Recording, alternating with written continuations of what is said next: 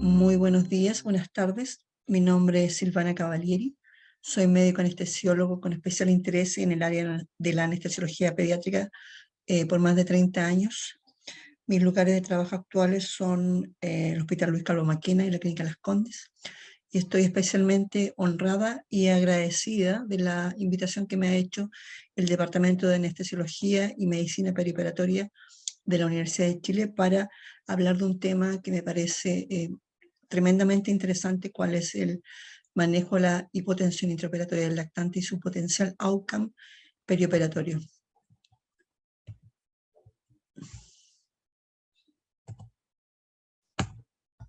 Estoy tratando de pasar la diapositiva. Dentro de las preguntas que me han pedido que responda, está sobre cuáles son los umbrales seguros, qué impacto puede tener la hipotensión intraoperatoria en los pacientes, en cuáles pacientes es necesario monitorizar de manera invasiva y qué estrategias serían útiles y seguras. El contexto es la hipotensión intraoperatoria del lactante, pero vamos a hablar no solo del lactante, sino también de los pacientes menores que el lactante. Por lactante se entiende la etapa que se inicia a los 28 días de vida del niño y finaliza a los 2 años de edad y que se caracteriza por un acelerado ritmo de crecimiento y de sus habilidades psicomotoras. Pero hay más que el lactante, como decíamos en pediatría, que son los menores de edad que los lactantes, que incluyen los recién nacidos. Y en el grupo de recién nacidos hay varios subgrupos, que son el recién nacido a término, el prematuro, el de bajo peso de nacimiento, el de muy bajo peso de nacimiento, el de extremo bajo peso de nacimiento y los microprematuros. Son de especial relevancia los grupos 4, 5 y 6, porque estos grupos, si bien representan solamente el 1% de los nacidos vivos, en conjunto dan cuenta del 50% de la mortalidad infantil y neonatal. Cuando hablamos del grupo de los microprematuros y de los extremos bajo peso de nacimiento, estamos hablando de pacientes que han nacido entre las 24 y las 30 semanas, entonces uno tiene que asociar aproximadamente el peso del paciente con la edad gestacional para tratar de entender cuán inmaduro puede ser en todo su sistema, especialmente, como vamos a ver, en el sistema neurológico. Las diferencias entre el grupo de pacientes del área que vamos a conversar son enormes. Un paciente como el de la derecha, que es un lactante, que si bien fue sometido a una cirugía, a una gran cirugía de remodelación craneana, es un paciente que nos da mucho más facilidades en el acceso y el manejo en relación con las facilidades que nos da un niño de 3 kilos, y mucho más aún con el paciente que está a la izquierda, que es un paciente de 700 gramos que me tocó atender recientemente para instalar un catéter venoso central. Sin duda que en la medida que el paciente es más pequeño, estas diferencias se hacen enormes. Entre el niño de la izquierda y el niño de la derecha hay más de 10 veces de diferencia de tamaño. Y esto nos plantea dificultades en el acceso, en la monitorización. Por supuesto que requiere miniaturización de equipamientos e insumos, requiere personal muy dedicado y sabemos muy bien que son los pacientes de más riesgo. Como es claro, en la anestesia pediátrica, el mayor riesgo de complicaciones durante la anestesia son respiratorias, cardiovasculares, térmicas y metabólicas, y probablemente en ese orden, aunque ahí faltaría incluir errores de droga. Nos vamos a referir básicamente a las cardiovasculares y dentro de ellas a la hipotensión. Y a tratar de determinar, cosa que no será fácil y tal vez probablemente no será totalmente satisfactoria, si esta hipotensión intraoperatoria tiene impacto en el resultado perioperatorio. Y aquí quiero hacer un statement. Lo que más nos importa preservar en el paciente de todos los órganos, si nos ponen un órgano que nosotros quisiéramos preservar de todas maneras, es el cerebro. En primer lugar, en segundo lugar el cerebro, en tercer lugar el cerebro y en cuarto lugar el resto de los órganos. ¿Por qué? Porque todo el resto de los órganos tiene una capacidad de resolver sus isquemias y la injura y tenemos la capacidad de apoyarlos de alguna manera con otras terapias. Sin embargo, el cerebro, que por supuesto a menores edades más inmaduros tenemos muy pocas alternativas de manejar o las lesiones, las injurias que pueda haber tenido. Y muchas veces estas lesiones, estas injurias, van a terminar secuelas permanentes, trastornos en el desarrollo, en el neurodesarrollo y secuelas que pueden ser catastrofales. Por lo tanto, vuelvo a repetir que si hay un órgano el que nosotros anestesiólogos le debemos poner especial importancia durante el perioperatorio, ese es el cerebro. Y a propósito del cerebro, hubo muchos trabajos que ustedes ven ahí mencionados, Gaspar, de Mask, que trataron de determinar si existía neurotoxicidad de anestésico en cerebros inmaduros. La principal conclusión de estos trabajos no fue que existiera neurotoxicidad per se, sino que lo que existía era que cerebros muy frágiles eran más susceptibles a injurias determinadas por el manejo perianestésico o perioperatorio. Entonces, la conclusión es que hay que otorgar la mayor importancia al cuidado perioperatorio de estos pacientes frágiles, determinando, por ejemplo, cuál es el nivel de anestesia adecuado, cuál es el nivel de presión arterial óptima para tratar de evitar neurotoxicidad o toxicidad neurológica, o más bien daño neurológico, discúlpeme. ¿Por qué se puede producir daño neurológico en el neonato? Bueno, las fisiopatologías son estas que ustedes ven mencionadas ahí: alteraciones en el flujo cerebral, vasoconstricción y vasodilatación con pérdida de la autorregulación. Ya ustedes se pueden imaginar que el CO2 y la presión arterial son determinantes de esta alteración en el flujo cerebral. Metabólica, por ejemplo, insuficiencia del aporte, como podría ser el caso de una hipoglicemia o de una hipoxia. Aumento en las demandas, como es el caso de un paciente que tenga fiebre o convulsiones. Y también en neurotoxicidad derivada de mediadores secundarios a hipoxia y reperfusión. Por ejemplo, un paciente que ha tenido un evento de paro cardíaco por asfixia, por ejemplo, neonatal, el daño no está solo determinado por el evento de la hipoxia misma, sino también por los mediadores que se producen durante la reperfusión. Entonces, reiteramos el concepto que preservar la función y la fisiología cerebral es un objetivo primordial durante la anestesia pediátrica, y que sabemos que los grupos más vulnerables, y perdónenme que no me voy a referir más tanto a los pacientes mayores, porque el grupo de mayor interés son los prematuros, exprematuros y recién nacidos. Hablando un poco de las diferencias del cerebro que tienen estos grupos, comparando un pretérmino con un recién nacido, por supuesto el nivel de madurez cerebral va a depender de la edad gestacional al nacimiento. Un niño de 23 24 semanas posgestacionales tiene un cerebro mucho más inmaduro que uno que nació de 33 semanas o que un recién nacido. Recordemos que la región más susceptible de daño en un recién nacido es la sustancia gris córtico-subcortical, es decir, cuando hay eventos de hipoxia, estas son las áreas que se van a ver más comprometidas. En cambio, en el pretérmino lo más frecuente es que haya hemorragia intraventricular y leucomalacia, porque lo que se afecta es la sustancia blanca periventricular, donde lo que hay es una falta de autorregulación ante fluctuaciones del flujo cerebral.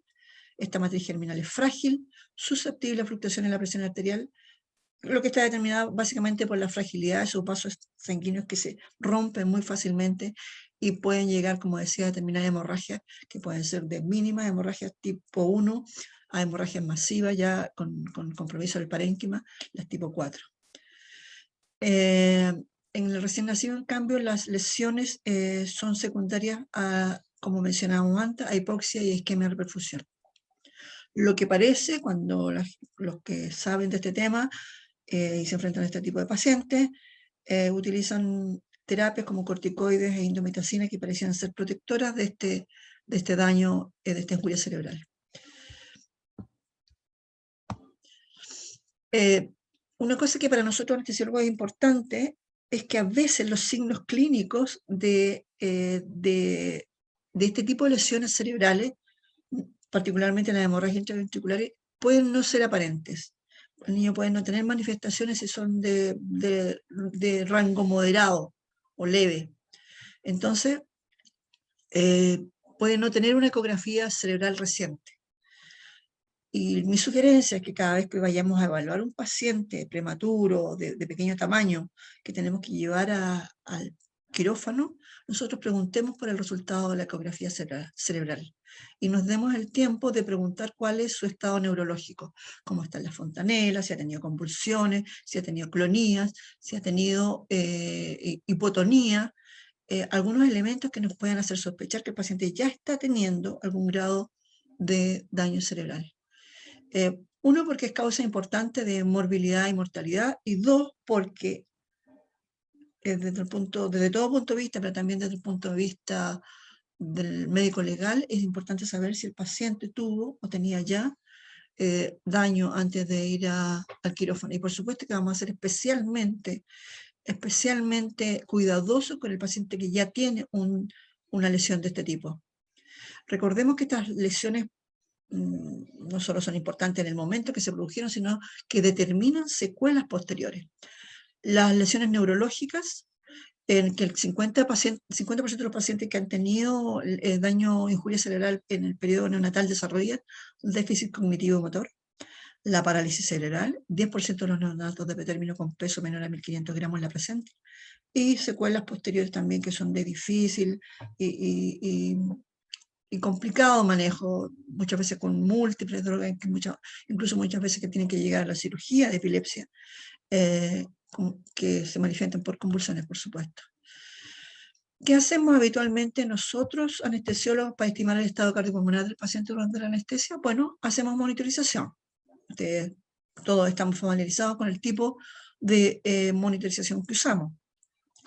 Además de las 4 estándares, si tenemos acceso, vamos a tratar de evaluar el llene capilar, vamos a medir la temperatura, vamos a usar la presión diferencial como un elemento para determinar aproximadamente el débito, o sea, el ancho de la onda de pulso.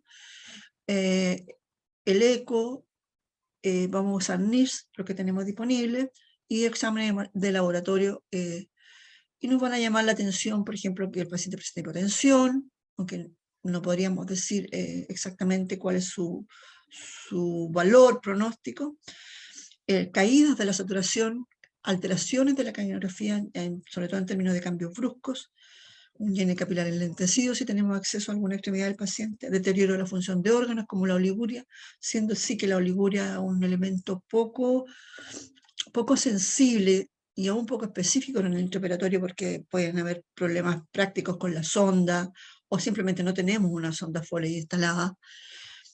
Otros elementos son del orden metabólico, como aumento del lactato, que es inespecífico, aumento del déficit de base, caída de la saturación venosa de oxígeno. Para ello necesitamos, por supuesto, tener acceso a una línea arterial o venosa que nos permita tomar muestras seriadas. El ecodoppler es un elemento que prácticamente nunca tenemos disponible, pero si lo tuviéramos nos permitiría estimar el llene y la función del corazón.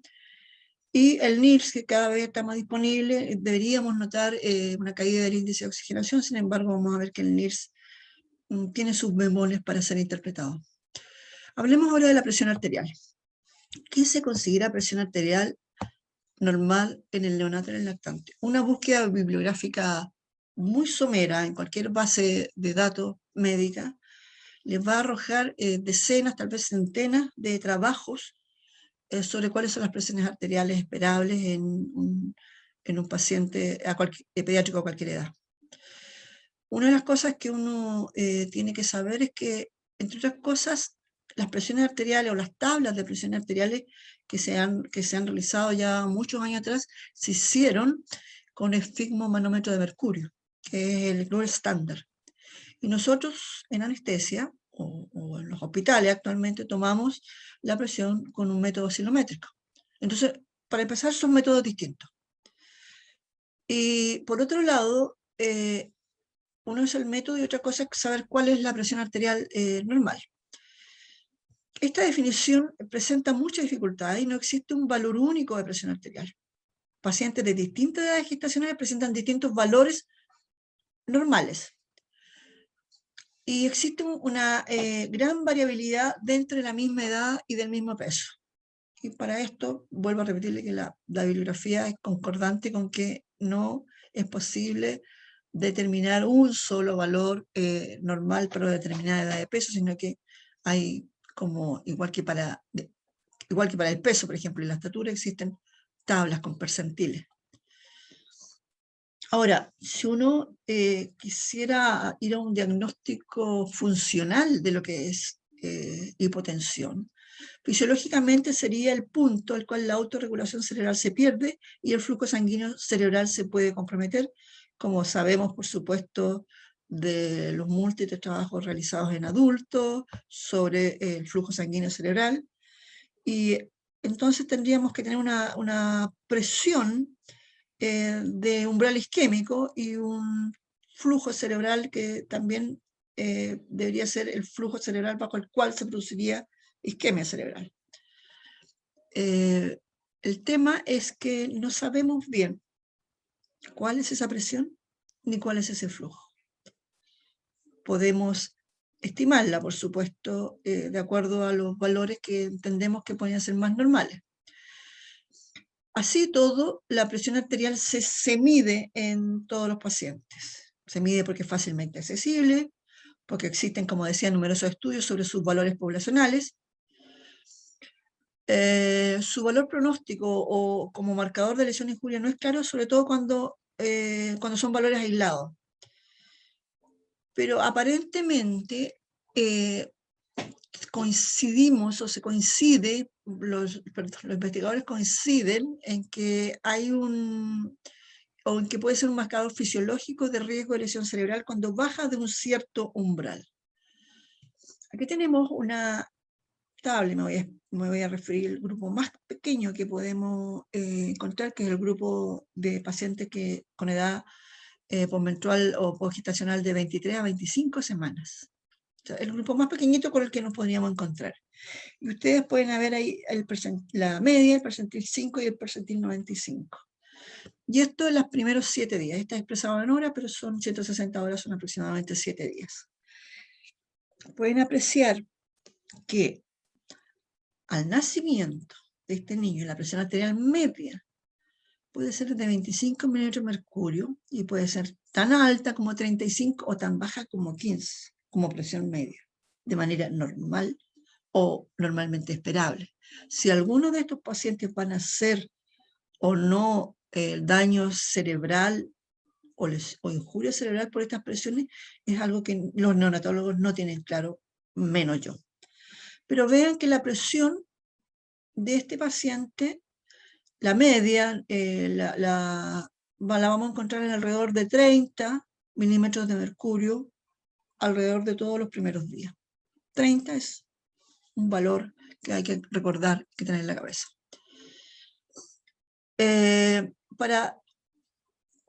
Para decir de manera arbitraria, porque es arbitrario, cuando un paciente está hipotenso, arbitrario en el sentido que hay que tomar decisión hay que tomar una decisión basada, por supuesto, en muchos estudios, pero hay una cierta arbitrariedad en el valor. Hay 3 approaches. El primero que dice que la presión arterial media no debería ser menor a 30 milímetros de mercurio, que viene de un trabajo antiguo de Subrov del año 95. Otro approach que dice, que se lo voy a mostrar cómo calcularlo, que es una PAM de acuerdo a la edad gestacional, de un trabajo que viene del año 87. Y el tercer approach sería que no hay un valor mínimo, sino que lo relevante es el estado clínico del paciente. Bueno, el segundo approach, en el que dice que la PAM debería ser la edad gestacional, de acuerdo a la edad gestacional, el segundo approach, la fórmula es edad gestacional más 5. Por ejemplo, un recién nacido de 27 semanas, 27 más 5, debería tener una presión mínima media no menor a 32 milímetros de mercurio. El consenso es más o menos que una presión arterial media menor a 30 se asocia con hemorragia intraventricular y leucomalacia, para que lo tengan en la cabeza. Ahora, esta regla mnemotécnica, que es fácil de calcular por lo demás, es válida para los primeros días de vida, pero no es válida para lactantes. Así es que, bueno, en los lactantes, ¿qué se estima? Bueno, algunos investigadores dicen que hay que usar los límites que usa la Academia Americana de Pediatría, el American College of Critical Care Medicine, el consenso del año 2017, en el cual se menciona que los límites de la presión arterial en lactante y niños mayores no anestesiados deberían ser estos que ustedes ven acá. Y aquí hablan de la presión sistólica, no hablan de la presión media. En los neonatos se considera hipotensión una presión arterial sistólica bajo 60 milímetros de mercurio. O sea, cada uno de nosotros que lleva un paciente a pabellón debería encontrar como presión basal una presión arterial sistólica sobre 60 milímetros de mercurio. En los niños mayores, una presión arterial sistólica baja es 2 por año más 70. Es decir, un niño de 2 años por 2 son 4, más 70, su presión arterial sistólica no debería ser menor a 74. O dicho de otra manera, cuando su presión arterial sistólica es menos de 74, uno podría decir que ese niño está en shock. Por supuesto que no una presión, sino que varias presiones probablemente. Entonces, recordemos, para el American College of Critical Care Medicine, considera de nuevo que los neonatos no deberían tener una presión sistólica bajo 60 y que para los niños mayores es este cálculo de la edad por 2 más 70. ¿De acuerdo? Ahora bien, esos son el paciente no anestesiado. Pero sabemos que durante la anestesia la presión baja. ¿Cuánto baja? ¿Cuánto más abajo en la presión vamos nosotros anestesiólogos? Y aquí hay un trabajo que encuentro bastante interesante que fue realizado por el grupo de De Graaf, que es un anestesiólogo que si ustedes buscan, es uno de los que más se ha preocupado del tema de la presión intraoperatoria. Lo que hicieron fue realizar un estudio multicéntrico retrospectivo en varios centros, bueno, obviamente en varios centros, para buscar los valores de referencia de los niños durante anestesia. ¿Y cuál fue el resultado? Que construyeron unas tablas de referencia de la presión arterial esperable basado en datos de anestesia multicéntricos en 116.000 pacientes de 10 centros, pacientes ASA 1 o ASA 3. Por supuesto que este estudio, al ser retrospectivo, tenía múltiples defectos, como por ejemplo que aspectos como el tamaño y el tamaño del manguito no estaban estandarizados, tampoco estaba estandarizado el lugar de instalación del manguito, el tipo de anestesia, si el método era oscilométrico era otro tipo de método. Pero como el grupo no es menor, 116.000 pacientes, lo que sí tengo que decir es que en estos pacientes no está específicamente dicho si estos pacientes tuvieron complicaciones posteriormente. No era el objetivo del estudio. El objetivo del estudio era determinar que los anestesistas consideraban presiones aceptables durante la anestesia.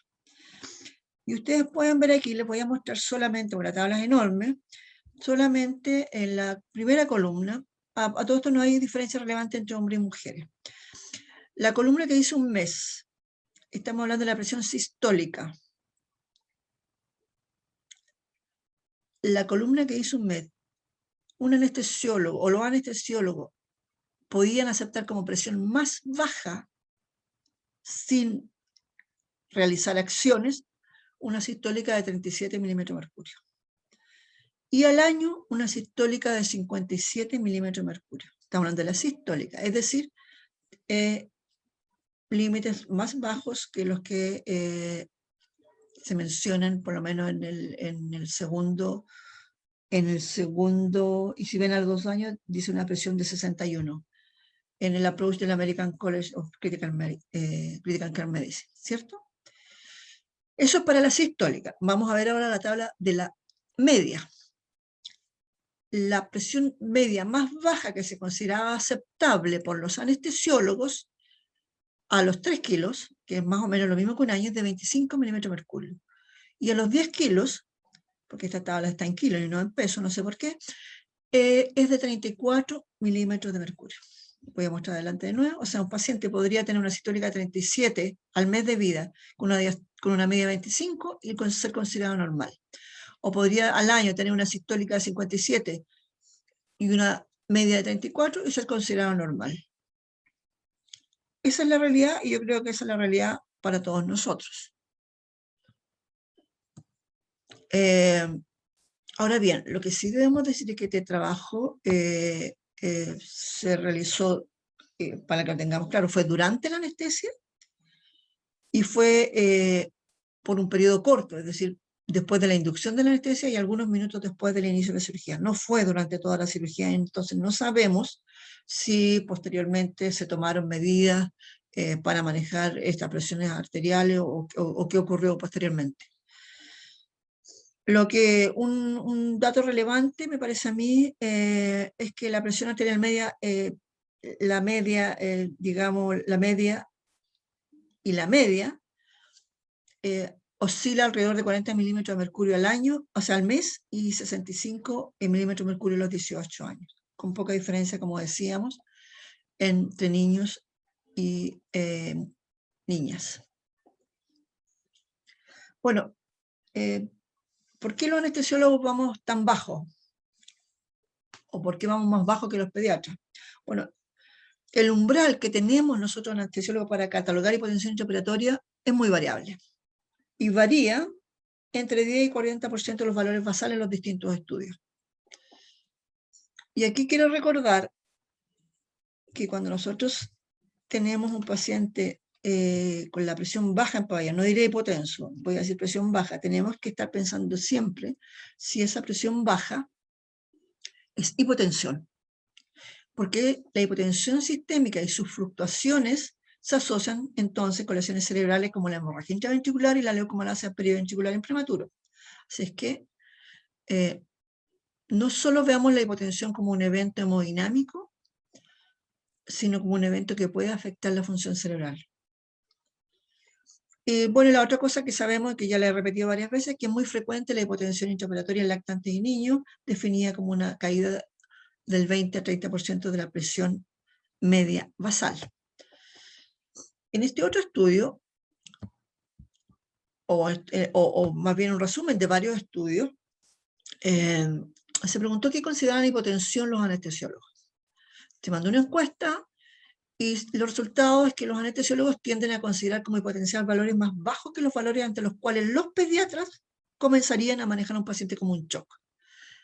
Dicho de otra manera, yo tengo un paciente en pabellón con 50-30 y yo no hago nada, salvo seguir con la anestesia de una manera habitual. En cambio, un pediatra ante la misma presión empezaría a manejarlo como un shock.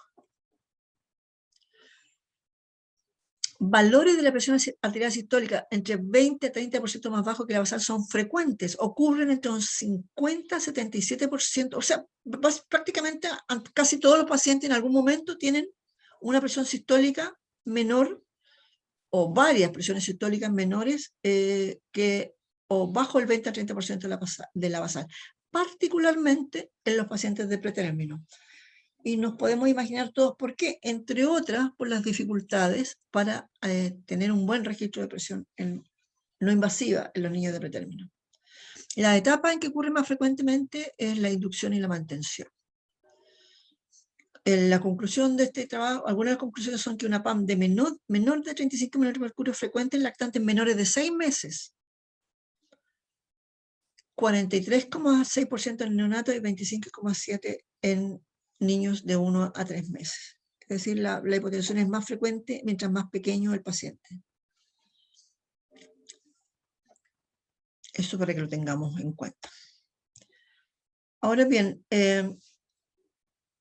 hemos dicho que estas son las presiones que se esperan y que se encuentran.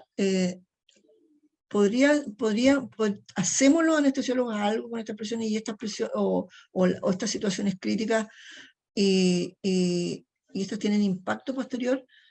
Aquí les quiero mencionar, no es un estudio que responda exactamente a estas preguntas, pero este estudio que se llama Nectarine, que es un estudio que se realizó entre el año 2016 y 2017, que acaba de aparecer ahora en 2021, sobre 5.600 pacientes hasta 60 semanas postgestacionales, que tuvieron 6.500 procedimientos en 165 centros en 31 países en Europa, trató de determinar la morbilidad y la mortalidad después de anestesia en las edades precoces de la vida. Entonces, este fue un estudio prospectivo, multicéntrico, observacional, para auditar la práctica de la anestesia pediátrica en Europa.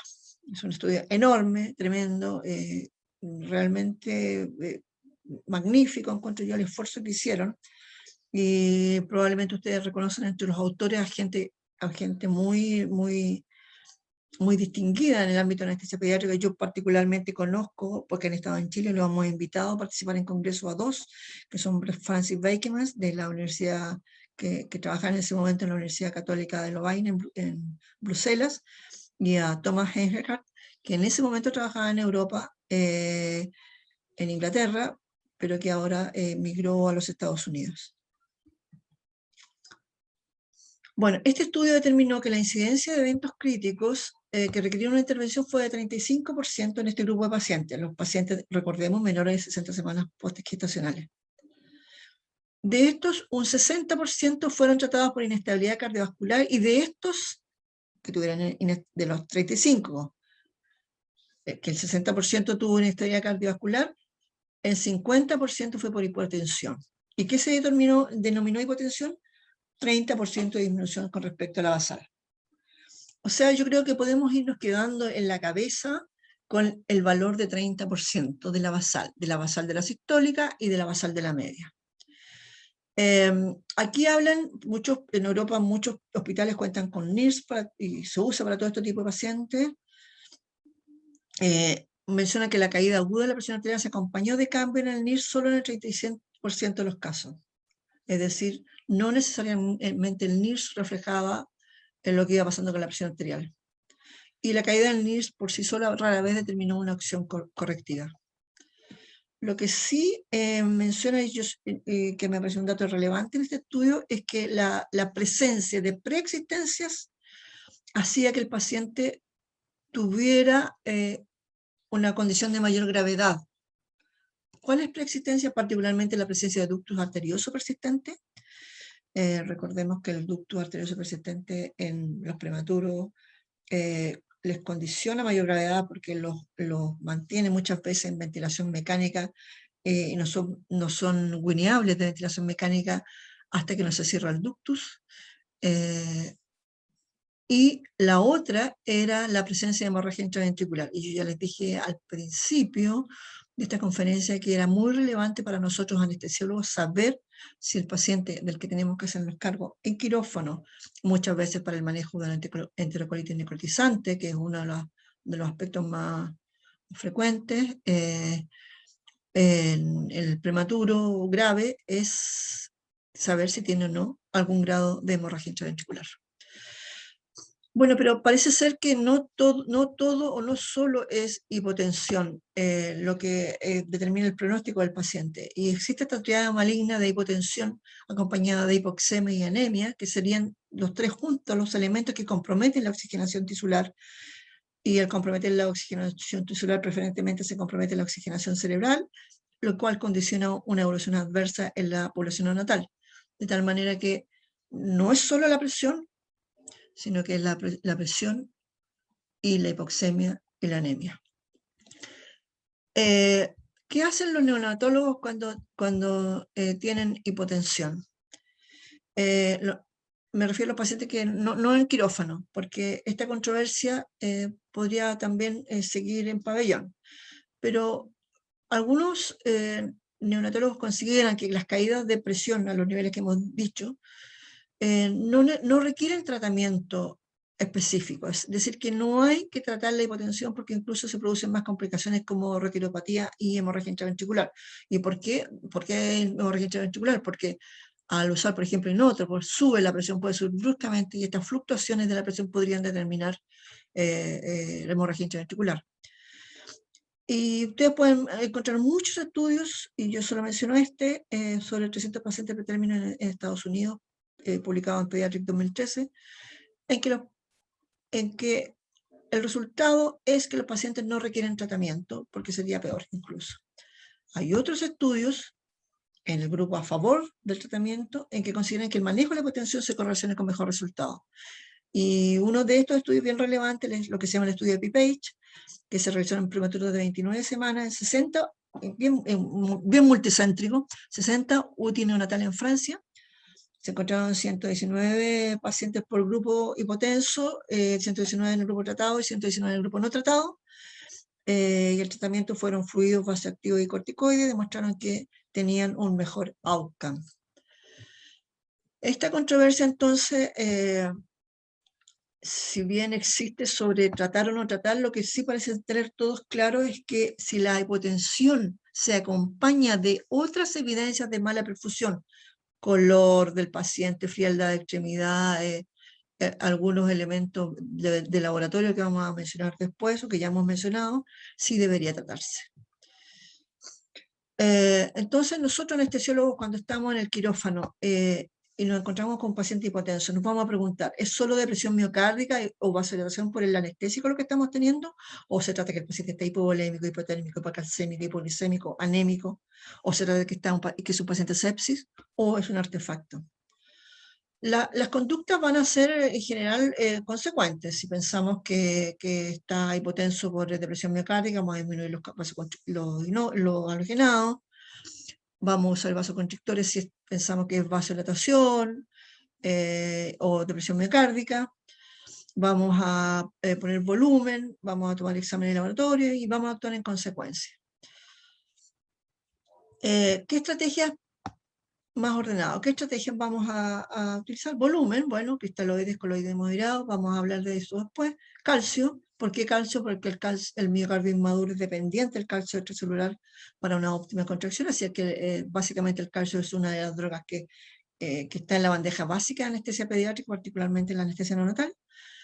Inótropos positivos, cuando si hay hipotensión intraoperatoria persistente, por vía periférica idealmente no, ojalá un acceso central y ojalá por supuesto una bomba de infusión continua y por supuesto titular cuidadosamente el inicio de la droga porque sabemos que estos pacientes pueden reaccionar de manera muy brutal ante un vaso activo, es decir, pueden subir bruscamente la presión y nosotros tampoco queremos que eso ocurra. También podríamos reducir, como dijimos, los inótropos negativos, como los halogenados, y cambiar a una técnica con opioides más benzodiazepinas, pero eso al costo de que necesariamente el paciente va a ir a ventilación mecánica postoperatoria. Ahora, si el paciente ya está en ventilación mecánica, por supuesto que no es inútil darle halogenado en dosis que lo anestesian cuando podemos recurrir a los opioides y a benzodiazepinas y a una dosis probablemente solamente muy baja de halogenado. Ahora, si lo que tenemos en las manos es un niño, un ex prematuro que va a operarse una hernia inguinal o de una hernia inguinal bilateral, tenemos que hacer el mayor esfuerzo para que ese paciente no caiga en ventilación mecánica postoperatoria. Y ahí tenemos que adaptar nuestra técnica anestésica. Con respecto al volumen, como herramienta terapéutica para manejar la hipotensión, vamos a tener tres alternativas. Usamos cristaloides o albúmina o derivados. Lo que yo puedo decir que si vamos a manejar cristaloides, bueno, obviamente tiene que ser una solución balanceada, nunca una solución basada en glucosa. Y yo no usaría en general para manejar la hipotensión más de 1 a 2 bolos de 10 ml por kilo de esa solución cristaloide.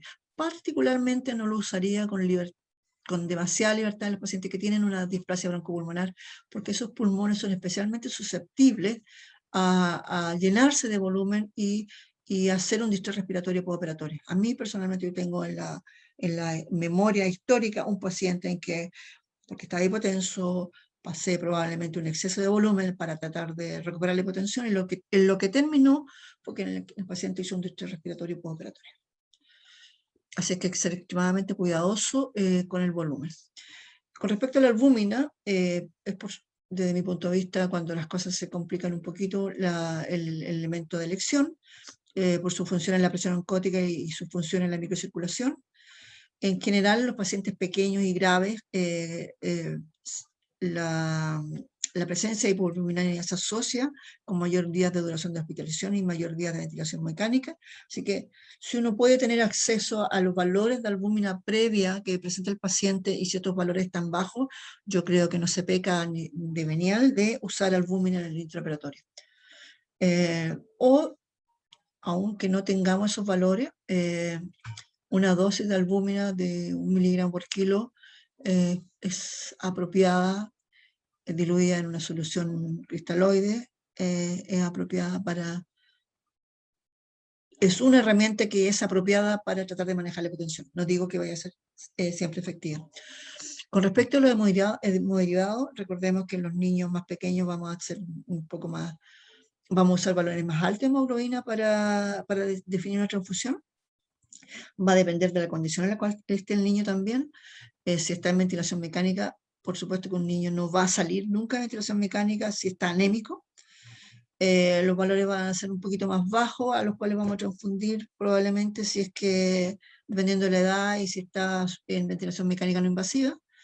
Y si está sin requerimiento de oxígeno, probablemente nuestros valores también van a ser un poquito más bajos.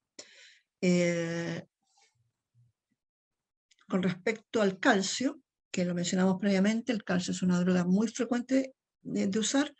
Los pros de este medicamento es que es barato, fácilmente disponible, siempre efectivo y que no es cronotrópico positivo, es decir, un bolo de calcio no va a hacer que el paciente se taquicardice, como si pasaría al usar un bolo de una droga vasoactiva. El problema es que requiere acceso central, ya que es una droga hipertónica, que si se extravasa produce necrosis de la piel. Yo no digo que no se pueda usar por vía periférica, que muchas veces uno la usa porque no tiene el acceso central, pero hay que estar extraordinariamente seguro que esa vía venosa está bien instalada, que no está extravasada. Y eso puede ser difícil cuando uno está operando a un paciente, está anestesiando a un paciente prematuro, porque no tenemos acceso al paciente. Así que lo ideal es que nos arreglemos para, de alguna manera, en cualquier caso, siempre tener acceso a la extremidad donde está instalada la vía venosa. Voy a decir otra cosa más, que es parte de lo que yo hago. Un recién nacido o un prematuro que va a cirugía, o una cirugía de algún grado de complejidad, no me refiero a la reparación de la hernia, nunca una sola vía venosa, siempre dos. Porque perder una vía venosa en un prematuro, mientras se está operando, es un desastre mayor. Así que siempre en recién nacido, en niño pequeño más bien, recién nacido, prematuro, cirugía de mediana a mayor complejidad, dos vías venosas. Volviendo al calcio, el uso agudo puede producir bradicardia, así que cuando uno usa calcio tiene que usarlo, un bolo de calcio de 10 miligramos por kilo, usarlo en forma lenta. El uso prolongado podría producir alteraciones hepáticas y pancreáticas, y últimamente hay varios trabajos que demuestran que probablemente la infusión de calcio es más efectiva si se usa en infusión continua a razón de 5 a 10 miligramos kilo hora. Así es que, ¿qué es lo que, por ejemplo, en trasplante hepático se usa mucho y en algunas otras cirugías? Aparentemente es una modalidad que está siendo bastante ya validada. Con respecto a los inótropos, yo pongo dopamina. ¿Por qué dopamina? Uno, porque siempre aumenta la presión arterial, aumenta la oxigenación cerebral similar al uso de adrenalina, es barata, es disponible, es confiable, y la otra razón es que es el inótropo más usado por los neonatólogos, de tal manera que, y esta es una cosa como media diplomática, si uno tiene que poner un inótropo en pabellón y usa dopamina en infusión continua, cuando llegue a la unidad de cuidado intensivo no te va nadie a mirar con raro, como si estuviera usando, por ejemplo, no sé, levosimendan o cualquier otra droga rara. Los contras es que produce taquicardia aunque se use en dosis moderada, y no necesariamente mejora el débito o la función cardíaca. Produce vasoconstricción en dosis alta y necrosis tisular en caso de transfusión local si tuviéramos que usarlo por vía periférica. Así que idealmente en una cirugía mediana a mayor uno debería tener acceso central seguro.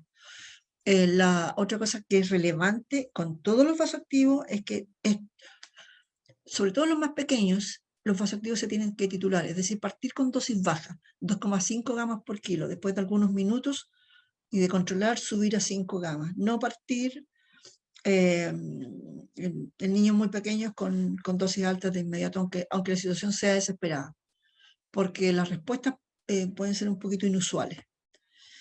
¿Son las únicas estrategias los dopaminérgicos como la dopamina? Bueno, no. Alguien puede preguntarse aquí, en un niño cualquiera, 6 meses de edad o 1 año de edad, ¿por qué no usamos efedrina? Bueno, sí, la verdad es que podemos usar efedrina. No estamos tan acostumbrados nosotros acá en Chile, pero sí se puede usar efedrina. El tema es cuál es la dosis de efedrina que es apropiada. Y esta respuesta se la está tratando de dar este estudio, que todavía está en curso.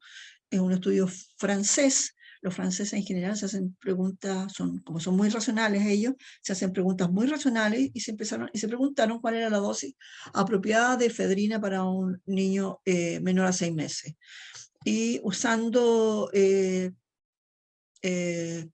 conocimientos previos que dicen que probablemente los niños requieran dosis más altas que el adulto en base a kilopeso por la inmadurez de los receptores, están usando en este estudio estas drogas, desde 0,1 a 1,4 miligramos por kilo, siendo el control efedrina 0,1 miligramos por kilo. Este resultado todavía no lo tenemos, pero es probable y nos da ciertas luces de que nosotros podríamos usar dosis más altas que las que usaríamos en un adulto en base a kilo de peso. La otra pregunta que nos podemos hacer, ¿vamos a instalar o no una presión arterial invasiva? Las ventajas de instalar la presión arterial invasiva, por supuesto, las conocemos. La medición latido a latido en forma continua nos permite la toma de muestras y es más fiable en neonatos, especialmente en periodos de hipotensión e hipertensión. Y esto hay trabajo que así lo demuestra. Si el paciente está hipotenso y está hipertenso, la presión arterial no invasiva es absolutamente poco confiable. Y es mucho más confiable la presión arterial invasiva, si está bien instalada, por supuesto, y si no hay artefactos. El problema es que requiere competencia y personal entrenado. También requiere equipamiento, debemos tener disponible un ultrasonido, material apropiado, conocer sus complicaciones y, como dije antes, no está libre de artefactos. Es importante que esté bien flashada, que la posición de la extremidad donde está la línea arterial esté correcta, porque pequeñas flexiones de la línea alteran la continuidad de la línea y de la medición. Las indicaciones son, por supuesto, gran cirugía y paciente crítico de cualquier origen.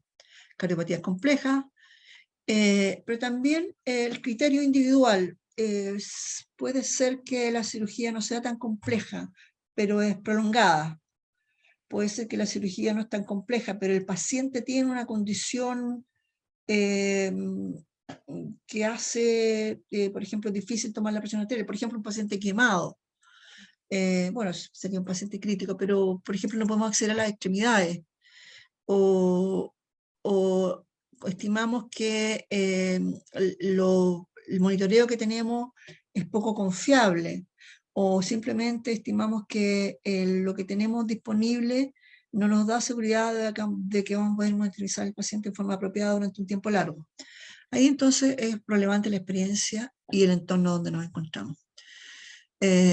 Vuelvo a repetir, hay que disponer del ultrasonido. No todos vamos a usar necesariamente siempre el ultrasonido, pero es mejor tenerlo disponibles por si las cosas se ponen más difíciles, tener el material apropiado, una técnica estandarizada que actualmente es la técnica de Seldinger para instalar catéteres.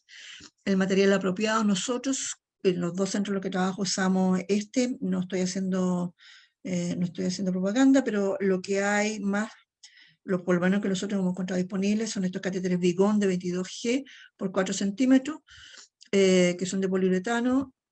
También los hay de 8 centímetros para las vías femorales.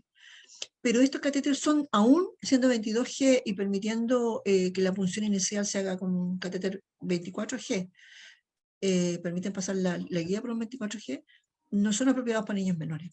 En niños menores, especialmente un prematuro, menor a 1000 gramos, yo no usaría nunca algo superior a un 24G. Ahí dice 245, pero es 24G. Es decir, el teflón amarillo. Yo no paso del teflón amarillo en en un brazo o una arteria humeral o una arteria femoral en un niño muy pequeño. ¿Por qué? Porque se pueden producir complicaciones. Y estas complicaciones son, por supuesto, más susceptibles de ocurrir mientras más grueso es la línea que tenemos instalada en una arteria pequeña. ¿Qué otras herramientas podrían servirnos para determinar el flujo sanguíneo regional? Yo ya sé que me pidieron hablar de la hipotensión, pero no puedo evitar pasar un par de minutos por estas otras herramientas que son, porque están cada vez más disponibles, como es el NIRS. El NIRS se está usando mucho en anestesia y en unidades de neonatología para determinar o tratar de determinar la oxigenación cerebral. Sin embargo, hay trabajos cuyos resultados son discordantes. En este trabajo, en que trataron de usar el NIRS para detectar si la saturación de hemoglobina venosa yugular era baja, son pacientes sometidos a cirugía por hipoplasia del ventrículo izquierdo, una cirugía de Norwood. El objetivo era detectar si la saturación venosa yugular era menor a 30%, que representa el umbral anaeróbico. Y lo que se vio es que el NIRS no era capaz de detectar con suficiente sensibilidad esta caída de la saturación venosa yugular. Entonces uno dice, ¿por qué no medir siempre la saturación venosa yugular? Bueno, porque ese es un procedimiento invasivo, técnicamente difícil. Normalmente se mide solo para realizar trabajos de investigación. Y en este trabajo lo que se hizo fue instalar un catéter de saturación venosa yugular y compararlo con el NIRS, y lo que resultó es que el NIRS era específico, pero no sensible. Y desgraciadamente lo que uno quiere es un monitor que sea sensible y específico. Pero no todo está perdido para el NIRS. Hay otro trabajo, este trabajo también salió recientemente, Pediatrics 2020, y que aquí hicieron una cosa muy interesante que se basa en que se sabe que los niños con enterocolitis necrotizante tienen peor pronóstico neurológico, un peor neurodesarrollo. Y el objetivo fue determinar si la oxigenación cerebral difería en pacientes que desarrollaron NEC versus aquellos que no. Los niños, o sea, no es antes de que tuvieran la NEC, sino que niños que tuvieron NEC le siguieron midiendo la saturación cerebral una vez a la semana por 60 minutos, y lo que vieron es que los niños que habían tenido enterocolitis necrotizante tenían valores de NIS sustancialmente más bajos en comparación con aquellos que no desarrollaron el cuadro. Es decir, con el tiempo los niños seguían teniendo saturaciones cerebrales más bajas. Este es un resultado nuevo, único, no conocido previamente, y que podría explicar el peor pronóstico del neurodesarrollo de niños que han tenido NEC.